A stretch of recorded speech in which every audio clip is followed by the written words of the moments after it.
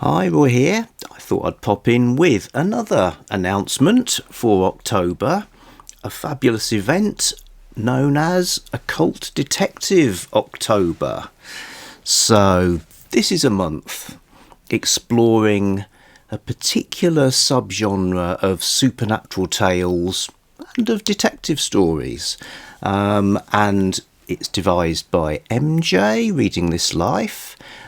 Great bunch of co-hosts too. I'll just read so I'll get it right.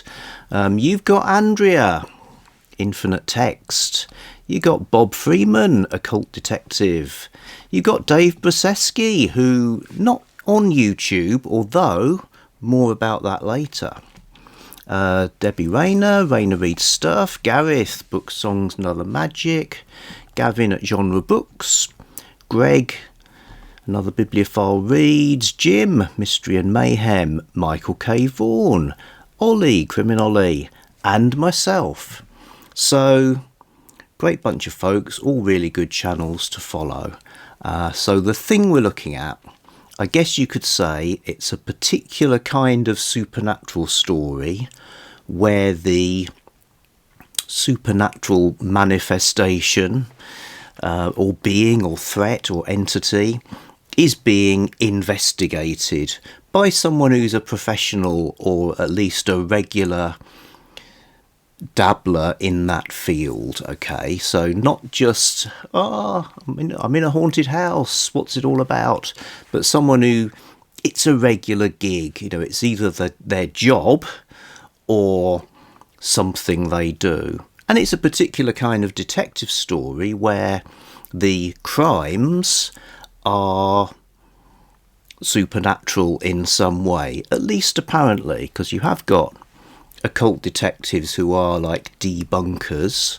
In a sort of Scooby-Doo manner, they unveil the fact that it wasn't really supernatural at all, although often with just a sliver of doubt about that. But probably more often, perhaps more interestingly, there's detectives who investigate the paranormal.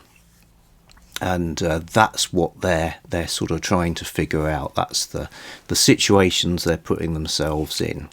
So this is a genre that goes back quite a long way. Certainly you can trace its roots into the 19th century and all the way up to today, with different types of story being told that fit that description, which is what makes it so interesting. So whether you like sort of atmospheric gothic tales from the Victorian Edwardian era or set in those times, or urban fantasy or hard-boiled pulps, all of those and more exist. So and I suppose a good sign of the health of the genre is the existence of Occult Detective magazine. This is just an issue I randomly grabbed from my shelves. Hopefully there'll be a new one out pretty soon. Occult Detective magazine, you get fiction, you get articles, always really vibrant and exciting and varied. That's probably my main recommendation, is grab yourself a copy, electronic or physical, of Occult Detective magazine, because there's good stuff in here. So all you have to do to participate is read some kind of occult detective fiction, a novel, a short story, or if you like prompts, we've got prompts. So we've got weeks. So weeks for some of us will try and read within sort of defined weekly prompts, starting with pre-1960. So from the beginning of time to 1960, occult detective fiction from that period. Next one, I think you know what I'm going to say, post-1960, so all the way up to the present day. Then we've got a diverse character or author, because yes, it's not just a load of old men who wrote stuff years ago. There's all sorts of creators involved, and a great diverse range of characters too. And then we finish up with an anything goes week. So, you know, those are there, and that gives us a bit of a structure for those of us who like that kind of thing. In terms of deeper dives into those areas, that's sort of what we hope to bring out in our videos.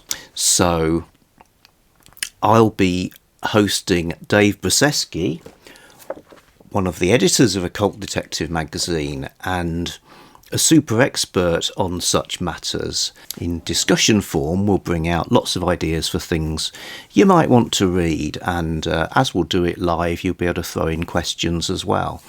So I'll do an announcement thing about that once we've sort of resolved the technical issues and, you know, got the ectoplasm machine working, and set the date and time for that. There might be a bingo card as well. I don't think that's been finalised at this precise moment, but the way it's shaping up, it could be the kind of thing you use to pick things, you know, to prompt you to think, oh yeah, let's find a book with Lovecraftian old ones in it, or set in the 1980s, or comic books. Yes, there are comic books. That kind of thing. Or it could be just something to sort of tick off things you come across as you read the story. So, that had an evil cult in it. That was a pulp detective story. Oh, folk horror. So there'll be that sort of way as well. But like I say, keep it simple. Read a piece of occult detective fiction. I'll be revisiting recommendations, but I'll just whiz through the weeks with a few initial ideas. Pre-1960, so if we're looking for early origins of the genre, if you want the sort of equivalent of Sherlock Holmes, I suppose, if Sherlock Holmes crystallised a lot of elements of detective fiction and made it into a popular form that could be sort of replicated and adapted, then I would say William Hope Hodgson's stories about Carnacki the Ghost Finder that's where I'd say it all came together. There's plenty of earlier examples of where you could say, hey, that's an occult investigator, but you know, here you've got someone who, this is what he does. There's a really interesting mixture of new technologies of the time, like photography and electricity, and supernatural ideas as well.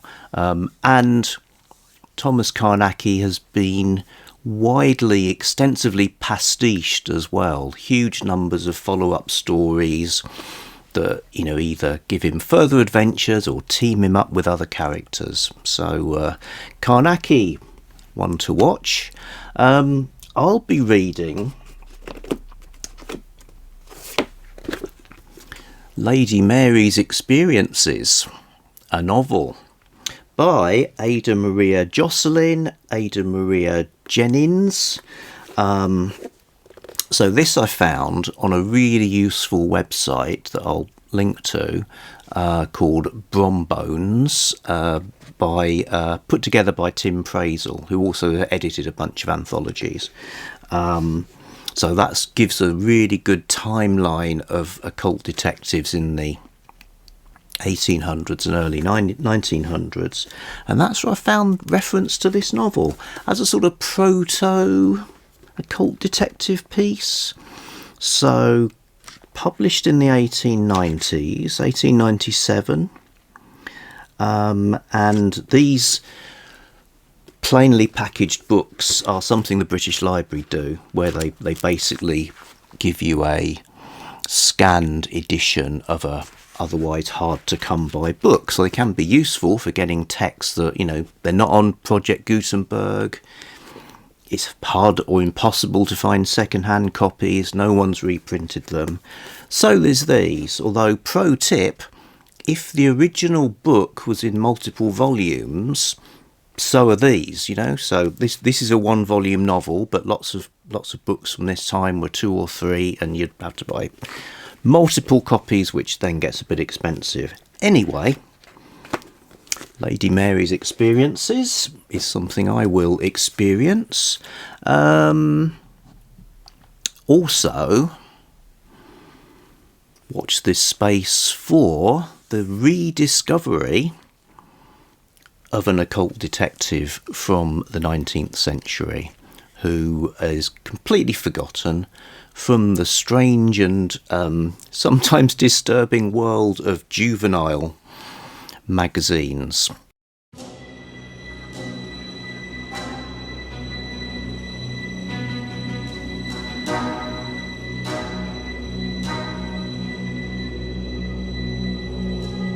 So we'll get back to that. Post 1960, I'll tell you. I was thinking what stuck in my mind from things I've read over the past couple of years. One is the Rivers of London series, Ben Aranovich, and I've only read the first one. I just love the concept, and there's all the waterways of London are embodied by. They have sort of avatars and gods and goddesses, and that's the world in which the detective is operating. Another thing from indie publishing is this John Linwood Grant book, An Unkindness of Shadows, collection of stories about a sort of, would say that he isn't an occult detective, character called Justin Margrave, set in the 1970s.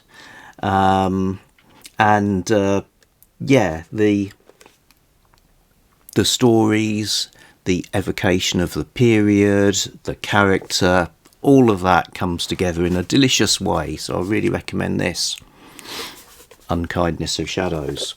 In the diverse week, this is my year for finally getting round to reading a Daniel Faust book. So that's a series by an author called Craig Schaefer, and they're set in Las Vegas. And let me get the blurb. Las Vegas, it's a city of big winners and big losers, where fortunes tumble with a roll of the dice. Under all the glitz and sleaze, though, there's another Vegas, a city infested by monsters in human skin, drenched in occult corruption. It's the kind of place where a dash of black magic and a gun could be the only thing standing between you and the gates of hell. It's the kind of place a man like Daniel Faust calls home. Faust is nobody's hero. He's a card-carrying villain by trade, a thief and a sorcerer, just trying to make a dishonest buck in Sin City. So, that kind of flips the detective idea, but I think it would certainly qualify. And there's a whole bunch of books, 11 so far. Last one, Dig Two Graves, came out last year, and the first in the series is called The Long Way Down. So Craig Schaefer. And then Anything Goes week, who knows? That is really the almost the definition of Anything Goes. You'll be able to find stuff in the public domain on Project Gutenberg, for instance. Interesting to see that urban fantasy strand. I mean, I suppose the Harry Dresden series, Jim Butcher, would be the sort of most well-known of those, but I think it's good to get beyond the big hitters of the genre, So I think those Daniel Faust ones sound like urban fantasy, but with a different sort of spin. So we'll see. And there were pulp adventures in the classic era, and moving through into the 70s. I think it was last year that MJ read the Satan Sleuth series by Michael Avallone. So there's tons to explore, occult detectives, and it's an October thing. Oh yeah, so not the only event in October, not my only event in October. So this Lady Mary book will be, for me, an overlap with Victober, which has its own announcement videos and so forth. But being from the period and being a way lesser known female author, that's one of the prompts there. So I'm all about the prompts. Okay, good. Back soon with something else.